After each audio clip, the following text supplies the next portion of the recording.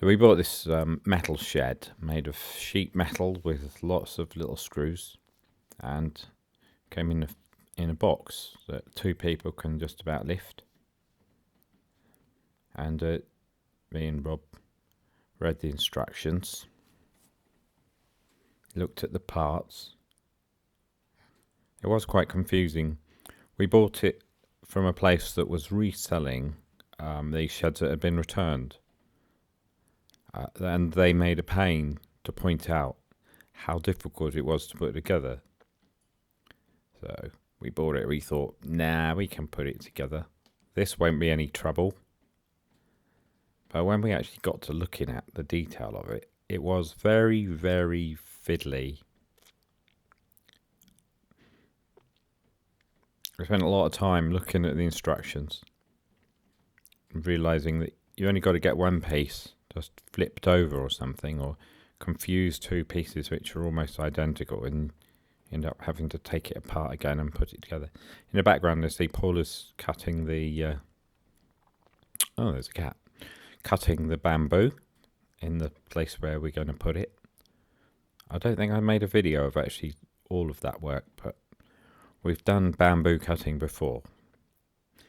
So if you look through older videos, you'll see that, if that's your thing. This is just the roof we're building of this metal shed at the moment. We did definitely get some of these pieces in the wrong place and then had to move them. We also found that we needed to re-drill some of the holes because there's no way they could line up. We also found that the little screws that were provided to hold it together didn't really hold into the metal. The metal is so thin, and the holes were drilled mostly a bit bigger than I'd have drilled them, so they didn't hold very well. So that was a whole afternoon, I think, we spent doing that, and then Rob came back another day, and we started on the base. Decided that it would be easier if we put it on the floor, because the table wasn't quite big enough to work on. Checked it was square, and we weren't going to build a rhombus.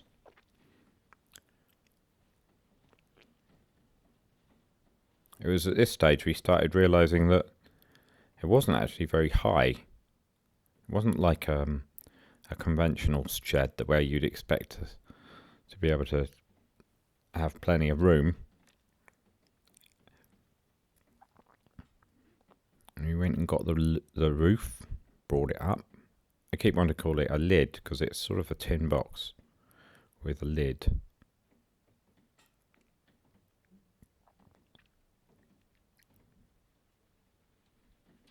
On goes the roof. More screws that are reluctant. And then this is the base we made for it, with these concrete blocks on the area that Paula had removed the bamboo from. So we need a water supply, obviously, because we're going to put a toilet in our tin shed. So we intercepted the water pipe just on the right there, where Rob is. Cut off a length of pipe, attached a 90-degree angle to it to bring it up.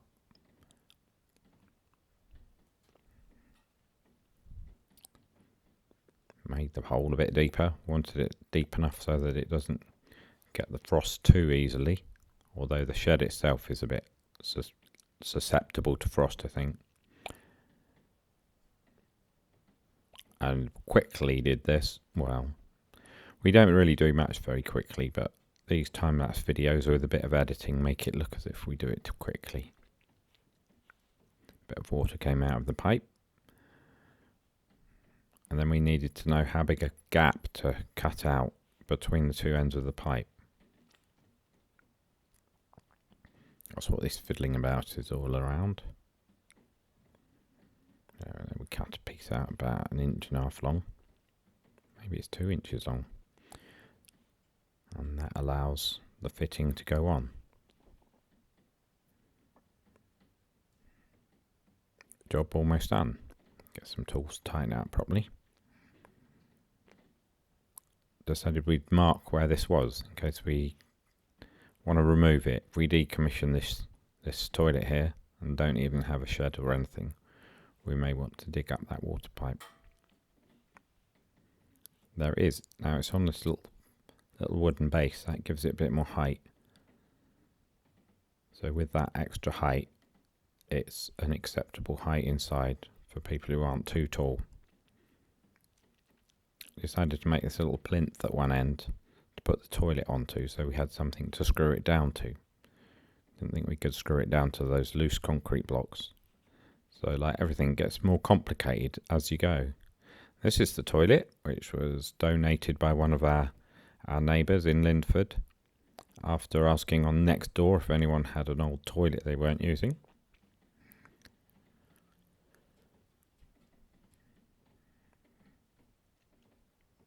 Marking the height of the hole we need for the waste pipe to come out. I didn't really know how to make this hole. I hadn't got any special tools or anything. So we decided that as long as we marked it in the right place and had some guidelines drawn on, Rob doing the guidelines, we thought we could actually make it as a series of slots going from the middle. We started doing this and we transferred it outside for the benefit of making a better video. I think you can see it better here. So we made all these like little slots all round. Just kept on making more and more of them, so very small slots going right out to the edge. We did actually have to adjust some of them with a hacksaw, but I didn't show that bit. I thought this is a tedious enough video without. And we bent all the flaps up. Rob wisely using gloves.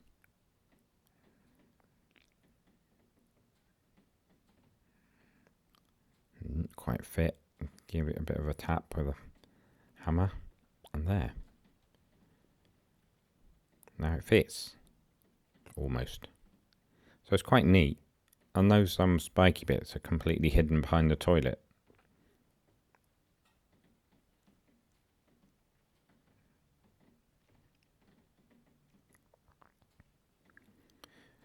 So there wasn't any video for quite a while, but this video was shot recently, and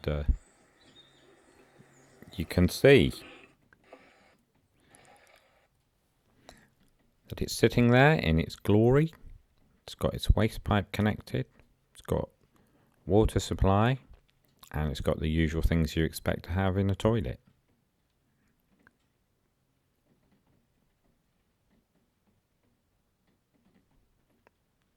Plus a sneak preview